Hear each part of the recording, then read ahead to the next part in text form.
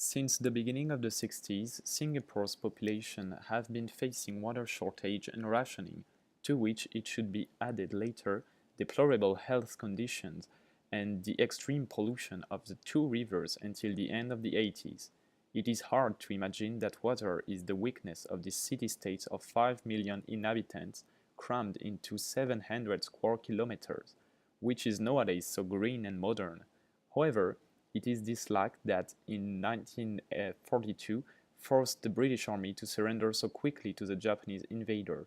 Therefore, we can realize that water in Singapore has been a long-standing problem to which the government had to face and find alternatives. The so-called Four Taps rule is at the heart of the politics of water in Singapore. The first tap is the Malaysian water. The second one is the rainwater. The third one is water treated from the sewers, and the fourth is seawater. In the first part, we will see how the increasing demography in Singapore intensifies water-related problems and geography-related problems.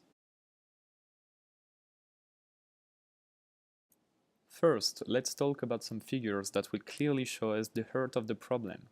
As we said before, Singapore is a city-state of 719 square kilometers with more than 5 million inhabitants. It has one of the highest density of population in the world, 7,098 inhabitants per square kilometers. In addition, the population has increased threefold in less than 50 years.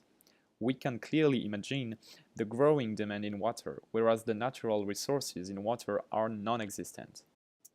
Indeed, living in Singapore means facing a paradox. In a country shaken by huge thunderstorms and crossed by intense tropical rains which would flood you up, the dehydration is commonplace. In spite of that, Singapore has neither natural space of storage nor exploitable groundwater. Its territory is constituted of no more than 1.4% of water. Before its independence in 1965, the island relied on Malaysia to ensure its water supply thanks to two contracts. The first one was signed in 1961 and was not renewed in 2011. The second one, which expires in 2061, won't be renewed either, announced the government, as it set the goal of a perfect self-sufficiency in drinking water, in spite of a very low price of the water imported from Malaysia.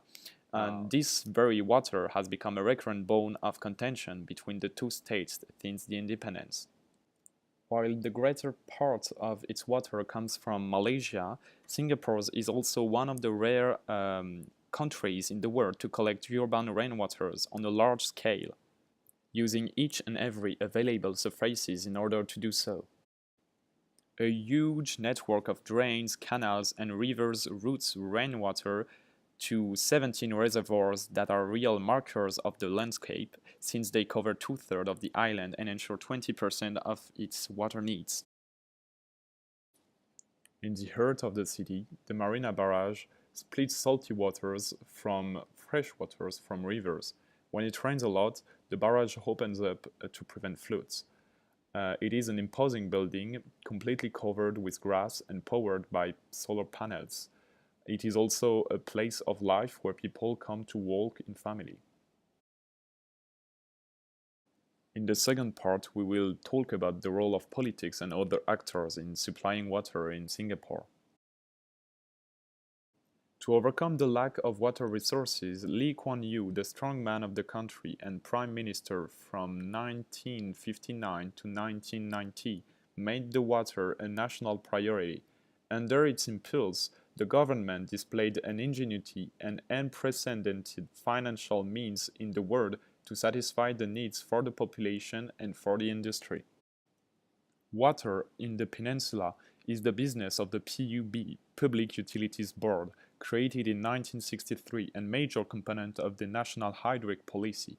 This agency, which is self-financed by the production of drinking water and the purge of domestic and industrial wastewater, manages at any levels supply, production, distribution, and management of the demand. The PUB has an enormous contribution in the development of research programs in Singapore. Indeed, since 2006, more than $470 million have been allocated in there, among which 80% brought by the PUB to provide excellence centers within NTU and NUS universities. For the PUB manager Chu Men Leong, Singapore has to become a living lab where people come to test and to sharpen a technology to launch then on the international stage.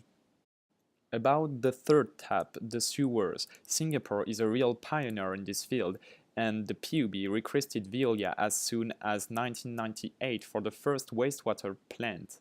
Today, 5 plants produce 430 million liters a year, answering the third of the water requirements of Singapore.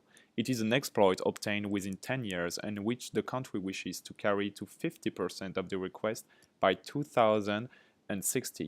Above all, the city-state is proud to have made accept to the population the idea to drink some used water.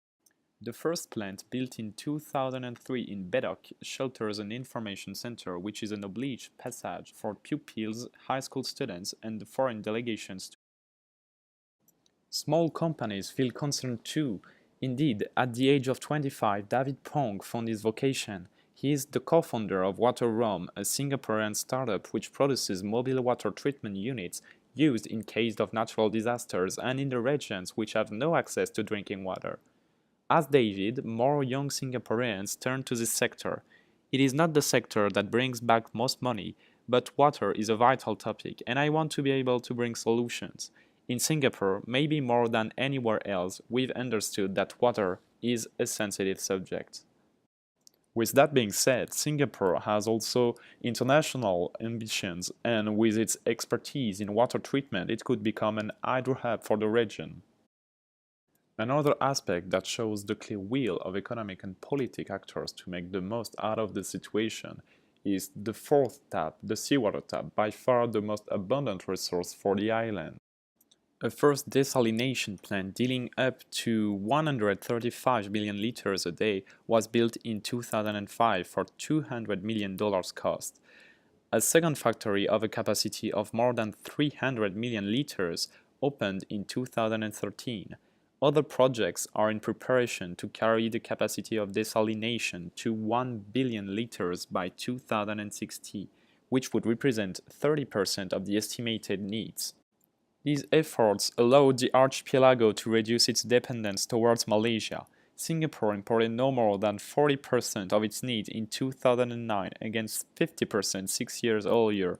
The island consumes 1.53 million cubic meters of water a day distributed between the households and the companies, a volume which should double by 2060, the part of the industry increasing up to 70%. With such a promising market, the country has known how to attract the giants of the sector as General Electric, Veolia, and Suez Environment, but it has also taken care of developing its national champions. Singapore set up an industrial public policy pragmatic enough to contribute to the emergence of local actors in a record time, with incentive mechanisms, fiscal advantages, subsidies in the R&D, and so many helps to the local companies, notes Mr. Heroin, Deputy CEO of Veolia.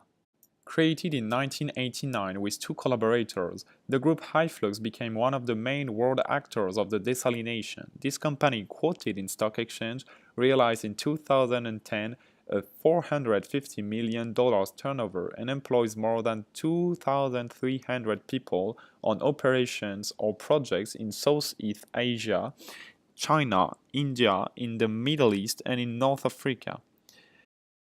When the government of Singapore made an invitation for tender for the construction of a desalination factory, HyFlux took it in 2005.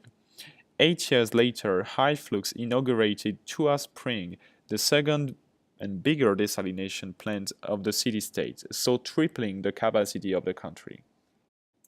In 50 years, the archipelago made a success out of its bets. In one of the worst droughts of its history in the spring of 2014. It didn't need to impose ratios on water unlike some provinces of Malaysia.